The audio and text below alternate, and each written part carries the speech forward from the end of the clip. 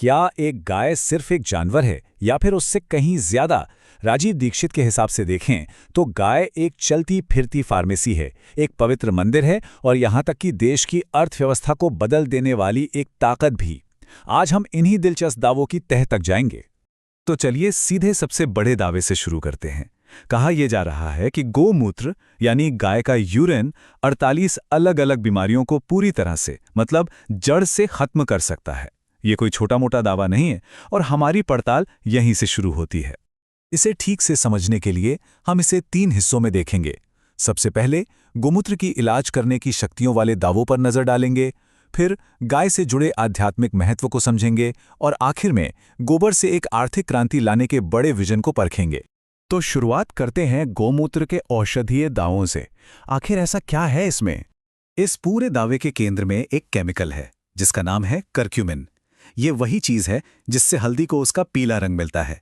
तर्क ये है कि अगर शरीर में इसकी कमी हो जाए तो सेल्स बिना कंट्रोल के बढ़ने लगते हैं, जो आगे चलकर कैंसर बन सकता है।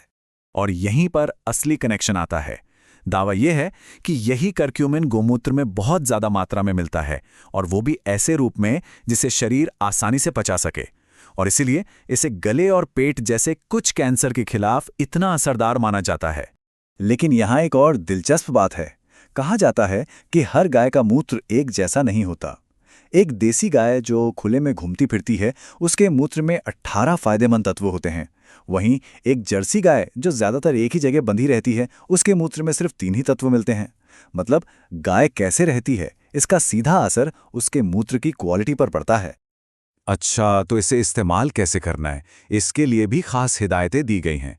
जो लोग बहुत ज्यादा बीमार हैं उनके लिए दिन में 2 बार में 100 मिलीलीटर, और जो स्वस्थ हैं या जिन्हें हल्की फुल्की दिक्कत है उनके लिए सुबह बस 1 बार 50 मिलीलीटर। तो दवाइयों वाली बात तो हो गई। अब जरा इसके पीछे जो आध्यात्मिक पहलू है उसे भी समझते हैं। अक्सर सुनने में आता है ना कि गाय में 33 करोड़ देवी देवता वास करते हैं। खैर, यहाँ एक अलग ही नजरिया पेश किया गया है। तर्क ये है कि संस्कृत के शब्द कोटि का मतलब गलत निकाला गया है। इसका मतलब करोड़ नहीं बल्कि प्रकार या तरह होता है। तो 33 करोड़ देवता नहीं बल्कि 33 तरह के देवता। और ये बातें और भी गहरी हो जाती हैं। माना जाता है कि हर देवता का गाय के शरीर में एक खास स्थान है। जरा सोचिए, स्वास्थ्य के देवता धन्वंतरी मूत्र में है, धन की देवी लक्ष्मी गोबर में, और भगवान शंकर खुद गले में विराजमान है। और इन सब बातों की जड़ में जो सोच है वो ये है कि गाय सिर्फ एक जानवर नहीं, वो माँ है, और एक माँ की तरह ही वो अपनी संतान यानी हम इंसानों के लिए ये सारे तोहफे अपनी मर्जी से देती है। अब आते हैं आखिरी और शायद सबसे बड़े दावे पर। यह हिस्सा गोबर पर आधारित एक बहुत बड़ी आर्थिक क्रांति और ऊर्जा स्वतंत्रता के विजन के बारे में है। तो ये जो आर्थिक वाला तर्क है, इसकी शुरुआत होती है खेतीबाड़ी से। और यहाँ का दावा तो वाकई चौंकाने वाला है। कहा गया है कि केमिकल फर्टिलाइजर की जगह अगर गोबर की खाद इस्तेमाल की जाए तो गेहूं की पैदावार सीधी डबल हो सकती है, 12 क्विंटल से बढ़कर 24-25 क्विंटल तक। अब बात करते हैं ऊर्जा की।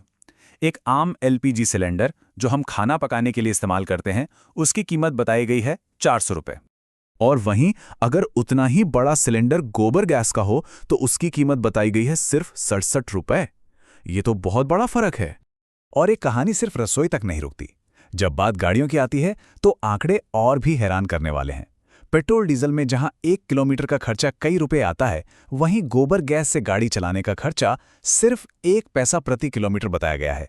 अब देखिए, इस सब का असल मकसद कितना बड़ा है।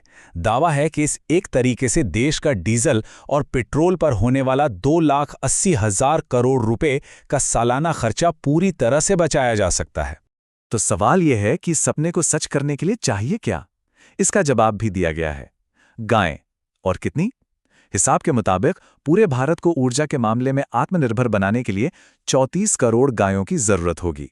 तो इन सब बातों से हम क्या समझें? क्या गाय एक औषधीय खजाना है, एक आध्यात्मिक प्रतीक है, या फिर आर्थिक आजादी का जरिया?